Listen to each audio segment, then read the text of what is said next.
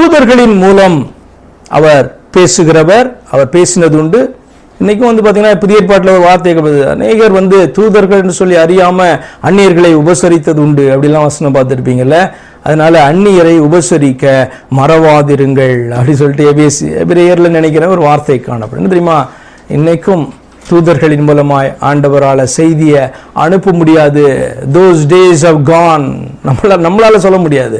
ஆண்டவர் எந்த வழியின் மூலமாக பேசக்கூடியவர். அவருடைய திருவாய் மொழி சத்தம்ன்றது, வாய் என்றது நாம புரிந்து கொள்றதுக்காக ஆண்டவர் பேசுகிறதான காரியமே ஒழிய அவர் வாயினால் அப்படி பேசினார். எப்படி வேணா அவர் பேசுவார். சரியா, அதுதான் இப்படிப்பட்ட காரியங்களை அவங்களோடு கூட பகிர்ந்து கொண்டு வருகிறேன். இப்ப தூதர்களின் மூலமா அவர் பேசினது உண்டு இல்லையா.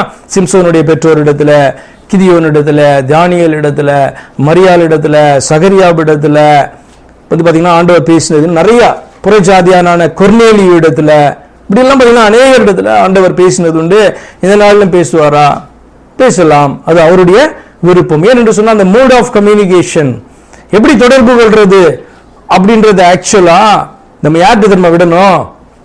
அவர்கிட்ட விட்டுறணும். ஆண்டவரே என்னிடத்துல பேசும், அவ்வளவுதான். ஆண்டவரே இப்படித்தான் நீர் பேச வேண்டும். உன்னை யார் அவருக்கு கட்டளை கொடுக்க விட்டா?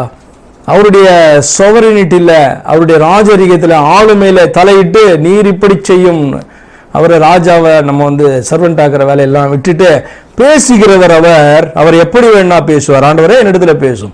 அவர் எப்படி பேசணும் என்று சொல்லி அவருக்கு தெரியும். ஏன்னு சொன்னா சில நேரத்தில் நேரம் பேசினாலும் கேட்க மாட்டேன், அவர் எப்படிதான் திரும்ப திரும்ப சொன்னாலும் கேட்க மாட்டேன். அப்படின்னா அவருக்கு தெரியும் எப்படி உன்கிட்ட பேசணும்ட்டு. அப்ப எப்படி பேச வேண்டும் என்பதை அவரிடத்துல விட்டு விடுவோம். அவர் பேசினா அவருடைய சத்தத்தை மட்டும் கேட்டு அதற்கு கீழ்ப்படுகிறதற்கு நம்ம ஒப்பு கொடுப்போம்.